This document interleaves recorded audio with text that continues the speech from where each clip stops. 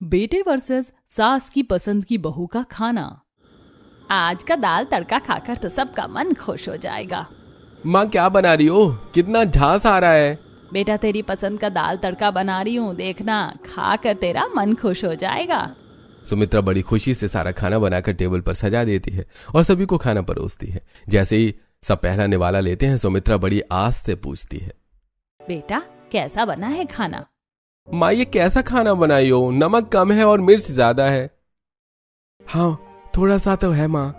भैया जो मिल रहा है चुपचाप खा लो, वरना मैं ये भी नहीं दूंगी। नहीं नहीं बेटा, बोल लेने दे तेरे भाई को। अब रागनी आएगी ना, वही अच्छा खाना बनाकर खिलाएगी। वैसे भी जब बीवी आने वाली हो तो माँ के हाथ का खाना पसंद कैसे आएगा, वो भी पसंद की बीवी। माँ रागिनी भले ही मेरी पसंद की है, लेकिन उसके हाथ का खाना खाकर आप भी उसे पसंद करने लगोगी। कुछ दिन यूं ही बीत जाते हैं। घर में शादी की तैयारियां शुरू हो जाती हैं। सुमित्रा जी बाहर से खुश दिखती हैं, लेकिन अंदर ही अंदर उन्हें चिंता रहती है कि बेटी की पसंद की बहू उनके साथ कैसे निभाएगी। धीरे धीरे शादी का दिन आ जाता है। घर में ढोल नगाड़े, रिश्तेदारों की चहल पहल और खुशियों का माहौल बन जाता है। माँ देखो ना कितना अच्छा लग रहा है सब कुछ। बस अब रागिनी आ जाए तो घर पूरा लगने लगेगा। हाँ हाँ बेटा, बस अब तेरी खुशी में ही हमारी खुशी है। शादी बहुत धूमधाम से होती है। रागिनी दुल्हन बनकर जब पहली बार घर आती है तो सबकी नजरें उस पर ही टिक जाती हैं। वाह भाभी, आप तो सच में बहुत सुंदर लग रही हो। भैया तो सच में लॉटरी जीत गए हैं। हाँ भाई करण, अब तो तू हमें भूल ही जाएगा। अरे नहीं यार, लेकिन मानना पड़ेगा मेरी वाइफ सबसे बेस्ट है। सब लोग रागिनी की खूबसूरती की बहुत तारीफ करते हैं।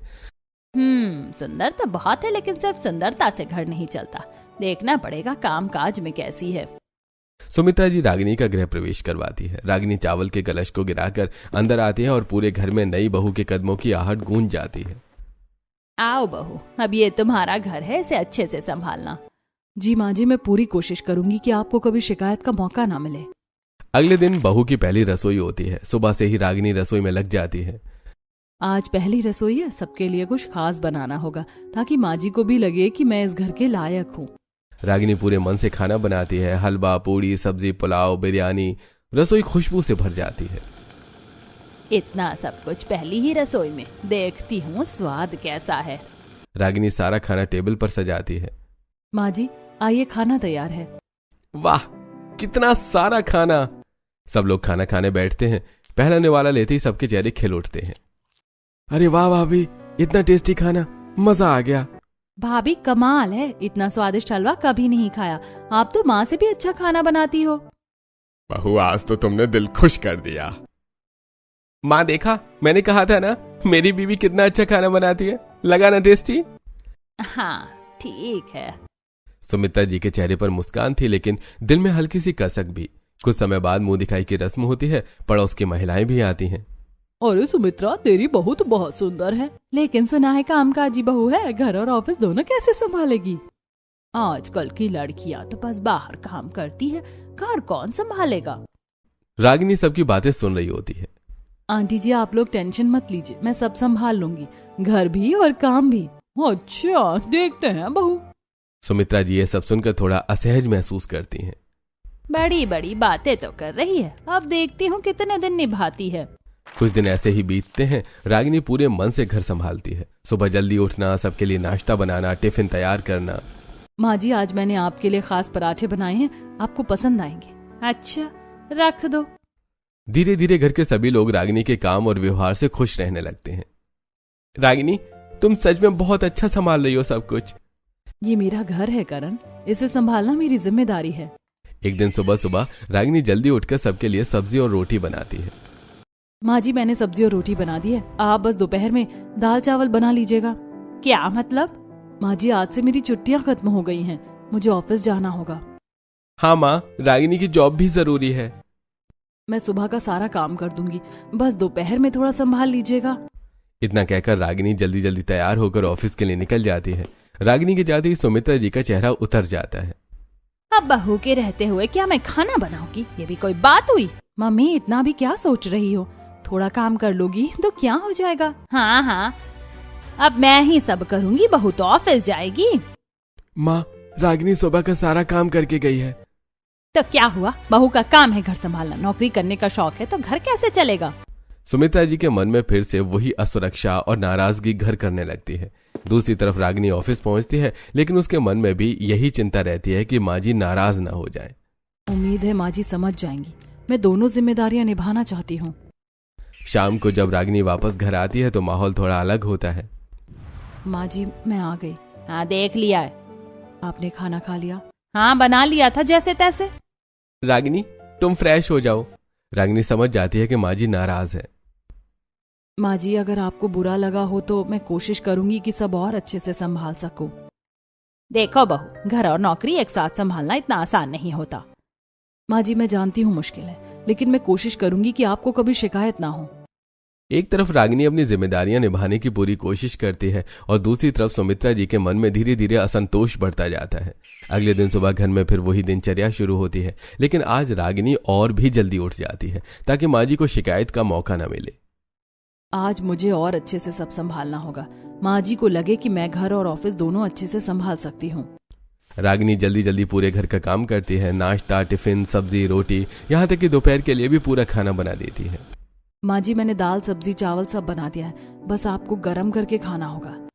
हाँ ठीक है रख दो। आज काम ज्यादा होने की वजह से रागिनी को ऑफिस जाने में थोड़ी देर हो जाती है। माँ जी मैं निकल रही हूँ, थोड़ा लेट हो गया है आज। हाँ दिख रहा है। रागिनी जल्दी से निकल जाती है। दोपहर का समय होता है। सुमित्रा जी खाना खाने बैठती हैं। अरे ये क्या, खाना तो पूरा ठंडा हो गया। ऐसा खाना बनाने का क्या मतलब है? मम्मी गरम कर लीजिए ना। क्यों गरम करूं मैं? जब बहू को पता है तो समय से क्यों नहीं बनाया? अरे भगवान, बहू ने मेहनत करके पूरा खाना बनाया है, थोड़ा समझदारी से काम लो। नहीं, मुझे तो ये तरीका बिल्कुल पसंद नहीं है। शाम को जब रागिनी घर आती है तो उसे माहौल थोड़ा भारी लगता है। माँ जी खाना ठीक था ना? हाँ बहुत अच्छा था, इतना अच्छा कि ठंडा होकर मजा ही खत्म हो गया। माँ जी मैं कोशिश करूंगी कि टाइमिंग और बेहतर कर सकूं। देखो बहू, या तो घर संभालो या नौकरी, दोनों साथ में नहीं हो सकता।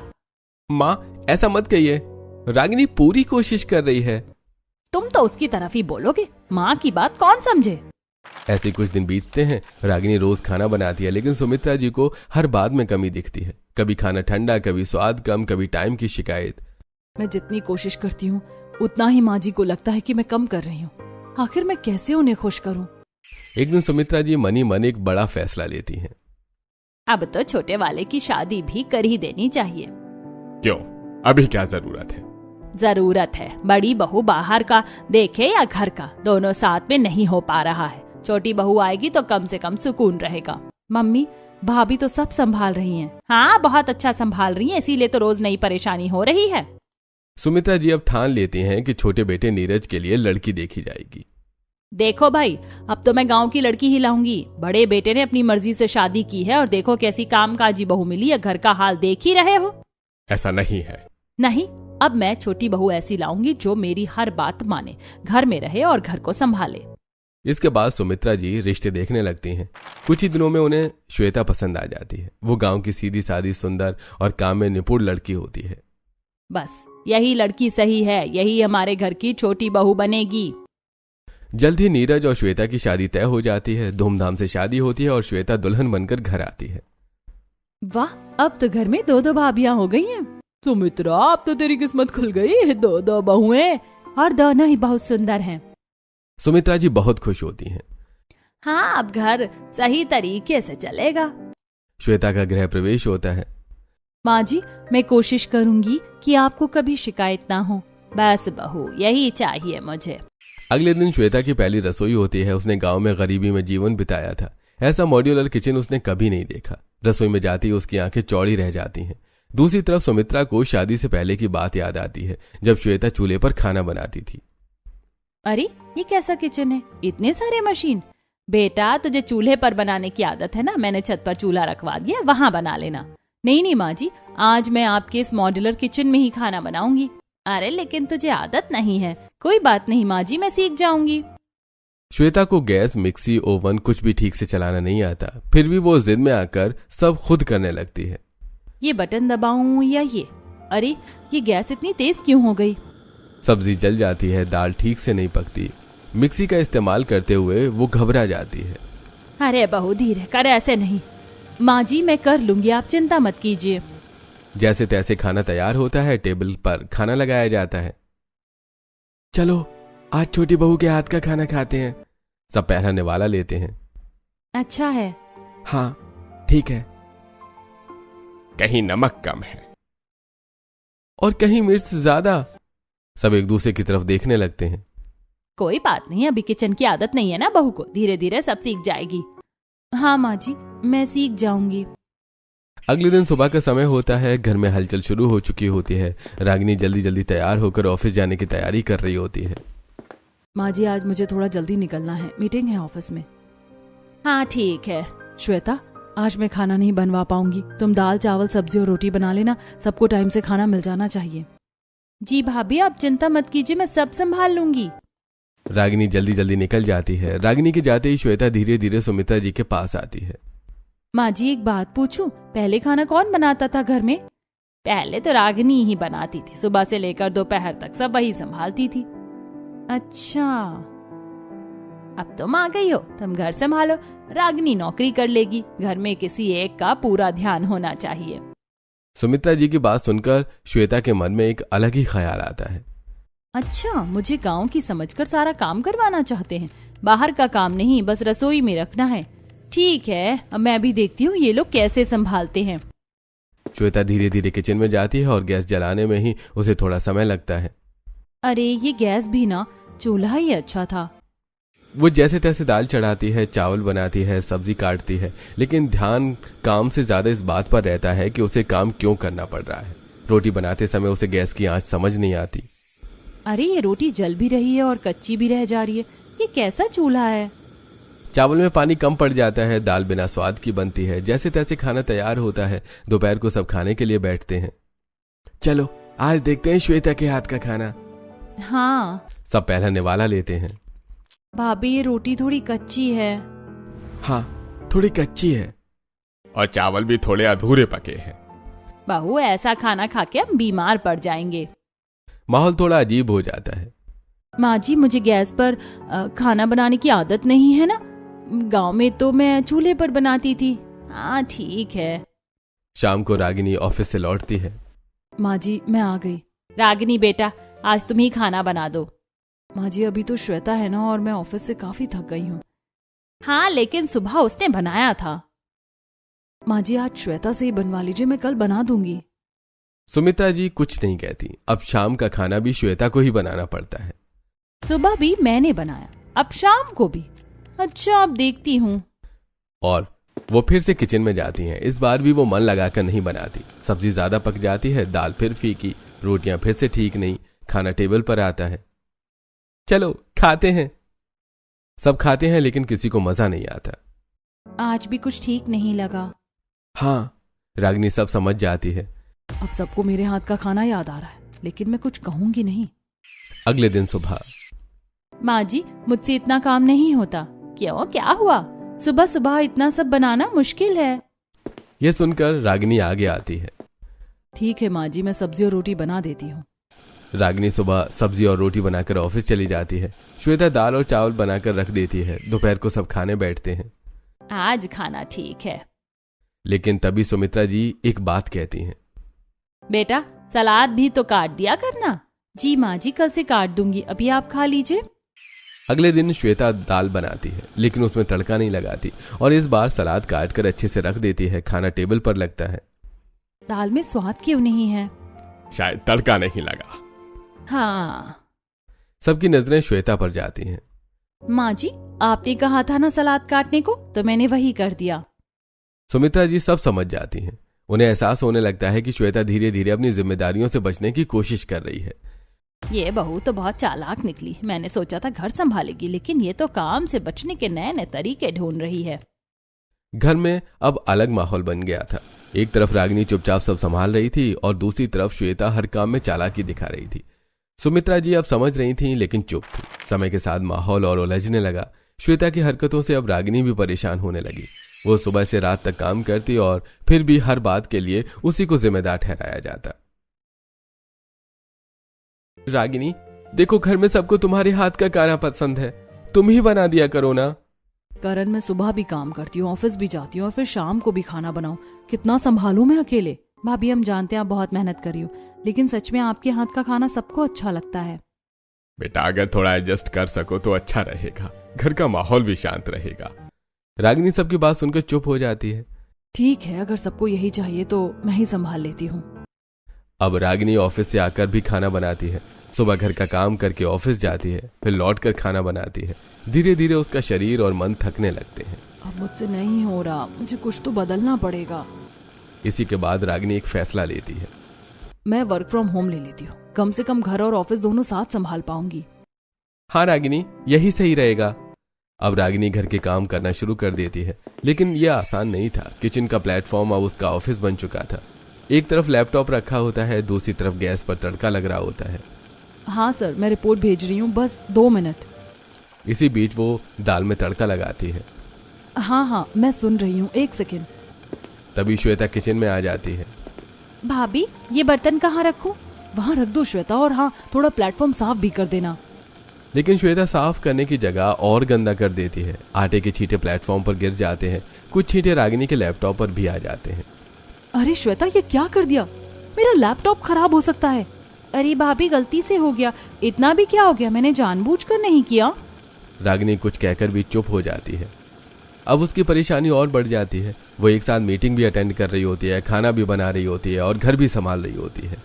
Yes sir, I will update the file. दूसरी तरफ गैस पर सब्जी जलने लगती है। Oh no! यह सिलसिला रोज चलने लगता है। दूसरी तरफ श्वेता अपने मन से जी रही होती है। उसे घर के काम का कोई खास चिंता नहीं होती। धीरे धीरे श्वेता के मन में एक और शक पैदा होने लगता है। नीरज रोज देर से क्यों आता है? कहीं कुछ गड़बड़ तो नहीं? एक दिन श्वेता अपनी सहेली से फोन पर बात करती है। सुनना, नीरज रोज देर से घर आता है, मुझे कुछ ठीक नहीं लग रहा। अरे आजकल लड़कों का भरोसा नहीं है, बाहर के चक्कर भी हो सकते हैं। क्या सच में? हाँ, जरा ध्यान रखना, ज्यादा भरोसा मत करना। ये बात श्वेता के दिमाग में बैठ जाती है। अब वो हर वक्त नीरज पर नजर रखने लगती है। फोन चेक करना, टाइम नोट करना, हर बात पर शक करना। एक दिन नीरज ऑफिस से आता है। आ गए आप? वो नीरज को गले लगाती है और उसके बाद उसकी शर्ट पर हल्का सा लिपस्टिक का निशान रह जाता है। शाम को जब वो शर्ट देखती है तो चौंक जाती है। ये लिपस्टिक का निशान? उसका शक और गहरा हो जाता है। जरूर कोई और है, तभी तो देर से आता है। अब श्वेता का ध्यान घर के काम से हटकर पूरी तरह जासूसी में लग जाता है। दूसरी तरफ उसकी आदतें और बिगड़ने लगती हैं। अब वो समय देखकर खाना नहीं बनाती। कभी दोपहर में ओवन में पिज्जा बना रही होती है। आज मैं पिज्जा बनाऊंगी। लेकिन उसे ओवन चलाना ठीक से नहीं आता। पिज्जा आधा कच्चा रह जाता है और उस वजह से ओवन भी खराब हो जाता है। कभी रात के समय अचानक पाव भाजी बनाने लगती है। ये क्या टाइम है पाव भाजी बनाने का? मन किया तो बना रही हूँ। अरे ये क्या कर दिया बहू, ये मिक्सी भी खराब कर दी। मुझे क्या पता, अपने आप बंद हो गई। मशीनों का भी वो सही से इस्तेमाल नहीं कर पाती। कभी मिक्सी खराब कर देती है, कभी ओवन। मैंने सोचा था छोटी बहू आएगी तो सुकून मिलेगा, लेकिन ये तो और बड़ी मुसीबत बन गई। घर का खर्च और परेशानी दोनों बढ़ने लगते हैं। दूसरी तरफ रागिनी अपनी पूरी ताकत लगाकर सब संभाल रही होती है, लेकिन अब सुमित्रा जी का सब्र जवाब देने लगता है। ठीक है, किसी को परेशानी नहीं होनी चाहिए, बस अब मुझे ही सब करना होगा। अब सुमित्रा जी को धीरे धीरे अपनी गलती का एहसास होने लगता है। एक तरफ मेहनती रागिनी और दूसरी तरफ लापरवाह श्वेता। घर का संतुलन बुरी तरह से बिगड़ चुका था। समय के साथ घर की स्थिति और भी ज्यादा उलझती जा रही थी। श्वेता घर में होते हुए भी काम से बचती रहती थी और दूसरी तरफ रागिनी बिना कुछ बोले हर जिम्मेदारी निभा रही थी। सुबह से लेकर रात तक रागिनी ही घर का सारा काम संभालती है। आज मैं छोले भटूरे बनाऊंगी, सबको दिखा दूंगी कि मैं भी अच्छा खाना बना सकती हूँ। रागिनी बिना शिकायत किए सब करती रहती थी। एक दिन सुबह श्वेता किचन में अचानक से आती है। अरे ये इतने मोटे क्यों हो रहे हैं? चलो कोई बात नहीं, ऐसे ही दे देती हूँ। वो किचन में लग जाती है, लेकिन उसे सही तरीके से भटूरे बनाना नहीं आता। वो मैदे की पूड़ी जैसी मोटी मोटी भटूरे बना देती है। तेल में भटूरे डालते ही वो ज्यादा तेल सोख लेते हैं। वो प्लेट में छोले और भटूरे सजाकर सुमित्रा जी के पास लेकर आती है। माँ जी, आज मैंने छोले भटूरे बनाए हैं। सुमित्रा जी जैसे ही प्लेट देखती हैं उनका चेहरा बदल जाता है। ये क्या बना दिया तुमने? ये भटूरे हैं या मैदे की पूड़ी? और इसमें इतना तेल, ये कोई खाने लायक है? माँ जी, मैंने तो कोशिश की। कोशिश? तुम्हें खाना बनाना तक नहीं आता, बस जिद करनी आती है। गांव की हो तो कम से कम खाना तो ठीक से बनाना चाहिए। माहौल अचानक से भारी हो जाता है। रागिनी ये सब देख रही होती है। माँ जी, आप नाराज मत होइए, मैं इसे ठीक करके लाती हूँ। रागिनी तुरंत किचन में जाती है। वो आटा सही तरीके से गूंथती है, भटूरे अच्छे से बेलती है, सही आंच पर तलती है। थोड़ी देर में सुनहरे फूले हुए भटूरे तैयार हो जाते हैं। माँ जी ये लीजिए, आप खाकर देखिए। सुमित्रा जी एक निवाला लेती हैं। वाह रागिनी, अब आए असली भटूरे, कितना अच्छा बनाया है। इतने में श्वेता का गुस्सा फूट पड़ता है। बस यही देखना बाकी था। आपको जब मेरा बनाया हुआ खाना पसंद ही नहीं है तो मुझे यहाँ रहने की जरूरत ही क्या है? अरे बहू, बात समझने की है। नहीं माँ जी, मुझे सब समझ में आ गया। आपको तो बस रागिनी भाभी ही अच्छी लगती है। मैं जो भी करती हूँ आपको गलत ही लगता है। श्वेता, ऐसा नहीं है। आप मत बोलिए, आपको भी मेरा बनाया हुआ खाना पसंद नहीं आता। घर का माहौल गर्मा जाता है। सुमित्रा जी चुप हो जाती हैं। उनके मन में एक विचार चलता है। मैंने क्या सोचकर इस बहू को चुना था और क्या हो गया? बेटे की पसंद की बहू कितनी समझदार है और मेरी पसंद। श्वेता अपना सामान उठाने लगती है। अगर आपको मेरे हाथ का खाना पसंद नहीं आता तो मैं अलग ही हो जाती हूँ। क्या मतलब? मतलब ये कि अब हम अलग रहेंगे। मैं अपने तरीके से जिंदगी जीना चाहती हूँ। सुमित्रा जी रोकने की कोशिश नहीं करती। कुछ ही दिनों में श्वेता और नीरज अलग घर में रहने लगते हैं। श्वेता के मन में अभी भी शक बैठा हुआ था। अब अलग रहेंगे तो मुझे सब पता चल जाएगा, नीरज के बाहर के चक्कर भी। नए घर में श्वेता अपनी मर्जी से रहने लगती है। कभी खाना बनाती, कभी नहीं। कई बार नीरज को बाहर से खाना लाना पड़ता। श्वेता, आज भी खाना नहीं बनाया? मन नहीं था, बाहर से ले आओ ना। घर की हालत भी बिगड़ने लगी थी। किचन गंदा, बर्तन इधर उधर, लिविंग रूम में भी सामान फैला रहता है। मुझे नहीं आता इतना सब। लेकिन श्वेता पर कोई असर नहीं पड़ता। वो अपने ही शक और जिद में उलझी रहती है। दूसरी तरफ रागिनी अब भी अपने घर को संभाल रही होती है। सुमित्रा जी अब रागिनी की अहमियत समझने लगी थी। रागिनी बेटा, तू सच में इस घर की असली ताकत है। माँ जी, ये मेरा भी घर है, इसे संभालना मेरी जिम्मेदारी है। घर में अब शांति लौटने लगी थी। लेकिन दूसरी तरफ श्वेता का घर उसकी जिद और लापरवाही की वजह से बिखरता जा रहा था। समय बीतने के साथ श्वेता की नई जिंदगी वैसी बिल्कुल नहीं निकली जैसी उसने सोची थी। हालांकि घर में आजादी तो थी, लेकिन जिम्मेदारियां उससे भी ज्यादा भरी थी। अब श्वेता को हर काम खुद करना पड़ता था। लेकिन उसे न तो ठीक से घर संभालना आता था और ना ही ढंग का खाना बनाना। ये क्या जिंदगी हो गई? ना ढंग से खाना बनता है, ना घर संभलता है। हर चीज मेरे बस से बाहर जा रही है। श्वेता कई बार कोशिश करती है कि अच्छा खाना बनाए, लेकिन पहले की गई गलतियों और लापरवाहियों की वजह से अब उसे समझ ही नहीं आता कि वो सही तरीका क्या है। दाल में कितना पानी डालूं, मसाले कितने डालूं, कुछ समझ ही नहीं आता। हर बार कुछ ना कुछ खराब हो जाता है। कभी दाल अध पकी रह जाती, कभी सब्जी जल जाती, कभी नमक इतना ज्यादा हो जाता कि खाया ही नहीं जाए।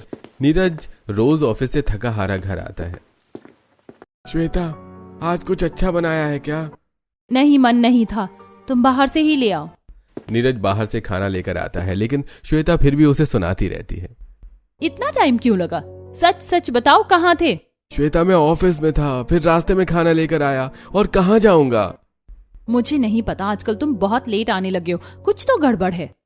हर बात में शक करना बंद करो श्वेता। मैं दिन भर काम करता हूँ, घर आकर भी यही सुनना पड़ता है। ऐसे दिन बीतते जाते हैं। घर गंदा रहने लगता है। किचन में बर्तन पड़े रहते हैं, कपड़े इधर उधर फैले रहते हैं, और सबसे बड़ी बात, श्वेता खुद भी परेशान रहने लगती है। ना सही से खाना खा पा रही हूँ, ना ठीक से सो पा रही हूँ। मेरी तबीयत भी खराब रहने लगी है। तभी एक दिन श्वेता को खबर मिलती है। क्या मम्मी पापा यहाँ आ रहे हैं? हाँ बेटा, सोचा तुमसे मिलने आ जाए, देखें भी तुम्हारा नया घर। जी आ जाइए। फोन रखते ही श्वेता परेशान हो जाती है। अब क्या करूं? घर की हालत देखेंगे तो क्या सोचेंगे? वो घर साफ करने की कोशिश करती है, लेकिन उसे ढंग से सफाई करना भी नहीं आता। कहीं धूल रह जाती है, कहीं सामान बिखरा रहता है। फिर वो खाना बनाने की कोशिश करती है। आज तो मम्मी पापा के लिए अच्छा खाना बनाना ही पड़ेगा। लेकिन इस बार भी वही होता है। दाल फीकी, सब्जी अधपकी, रोटी कच्ची। तभी मीनल और पवन घर पहुंचते हैं। श्वेता, ये क्या हाल बना रखा है घर का? बेटा, सब ठीक तो है ना? हाँ पापा, बस थोड़ा काम ज्यादा था। मीनल किचन में जाती है। वहां का हाल देखकर वो समझ जाती है कि कुछ ठीक नहीं है। ये खाना तुमने बनाया है? जी। श्वेता, ये क्या बना दिया तुमने? ये तो ठीक से खाया भी नहीं जा सकता। श्वेता चुप हो जाती है। शाम को नीरज घर आता है। बेटा, एक बात बताओ, तुम लोग अलग क्यों हुए? पापा, बात यह है कि घर में श्वेता का काम में मन ही नहीं लगता था। मम्मी को भी दिक्कत होती थी और श्वेता को भी। इसलिए उसने खुद ही अलग रहने का फैसला लिया। सारी सच्चाई सामने आ जाती है। मीनल और पवन श्वेता की तरफ देखते हैं। श्वेता, ये सब क्या है? हमने तुम्हें यही सिखाया था, घर तोड़ना, जिम्मेदारी से भागना। मम्मी पापा, मुझसे गलती हो गई। गलती? ये छोटी गलती नहीं है श्वेता, तुमने अपना घर खुद तोड़ा है। और अब खुद ही देख रही हो ना, अकेले सब संभालना कितना मुश्किल होता है। श्वेता की आंखों में आंसू बहने लगते हैं। मम्मी, मुझसे कुछ भी ठीक से नहीं हो रहा, न घर संभल रहा है, न खाना बन रहा है, मैं थक गई हूँ। बेटा, घर चलाना आसान नहीं होता, इसके लिए मेहनत और समझ दोनों चाहिए। और सबसे जरूरी, अपनों का साथ। श्वेता पूरी तरह से टूट जाती है। मम्मी पापा, मैंने बहुत बड़ी गलती कर दी, मुझे अलग नहीं होना चाहिए था। वो अपने माँ बाप के पैरों में बैठ जाती है। मुझे माफ कर दीजिए, मैं समझ नहीं पाई। हमसे माफी मांगने से कुछ नहीं होगा। अगर सच में अपनी गलती का एहसास हो गया है तो जाओ अपनी जेठानी और अपनी सास से माफी मांगो। वही तुम्हारा असली घर है, वहीं से रिश्ता जोड़ा था, वहीं जाकर उसे संभालो। श्वेता की आंखों में अब पछतावा साफ दिख रहा था। उसे समझ आ चुका था कि उसने क्या खो दिया। कुछ दिन सोचने और पछताने के बाद श्वेता हिम्मत जुटाती है और अपने ससुराल वापस जाने का फैसला करती है। दरवाजे पर खड़ी श्वेता के हाथ कांप रहे होते हैं। पता नहीं माँ जी और भाभी मुझे माफ करेंगी या नहीं, लेकिन अब मुझे अपनी गलती सुधारनी ही होगी। जैसे ही दरवाजा खुलता है, सामने सुमित्रा और रागिनी खड़ी होती हैं। माँ जी, भाभी, मुझसे बहुत बड़ी गलती हो गई। मैंने बिना सोचे समझे घर छोड़ दिया, आप लोगों की कदर नहीं की। बहू, अब समझ में आया अपनी गलती का? हाँ माँ जी, अब समझ में आ गया है कि घर चलाना कितना मुश्किल होता है। मैं ना घर संभाल पाई, ना रिश्ता। श्वेता, गलती हर किसी से होती है, जरूरी यह है कि इंसान उसे मान ले। भाभी, आज के बाद मैं पूरा घर संभालूंगी, आप बस मुझे एक मौका दे दीजिए, मैं सच में बदलना चाहती हूँ। तभी बाहर खड़ी पड़ोसन सब सुन रही होती है। अरे देखो, बहू वापस आ गई। हाँ, अब समझ में आया होगा अलग रहने का नतीजा। चलो अच्छा है, घर फिर से बसेगा। सुमित्रा जी एक गहरी सांस लेती हैं। ठीक है बहू, अगर तुझे अपनी गलती का एहसास हो गया है तो हम भी तुझे माफ करते हैं, लेकिन अब जिम्मेदारी से पीछे नहीं हटना। जी माँ जी, अब मैं सब अच्छे से संभालूंगी। चलो अब सब मिलकर घर संभालते हैं। धीरे धीरे घर का माहौल फिर से खुशियों से भर जाता है। अब रागिनी बाहर का काम संभालती है और श्वेता पूरे मन से घर संभालती है। माँ जी, आज मैंने खाना बनाया है, आप चक्कर बताइए। जरूर बहू। सुमित्रा जी खाना खाती हैं और इस बार उनके चेहरे पर सच्ची खुशी होती है। बहुत अच्छा बनाया, अब आई मेरी बहू लाइन पर। सब हंस पड़ते हैं। अब घर में सुकून, समझ और प्यार था।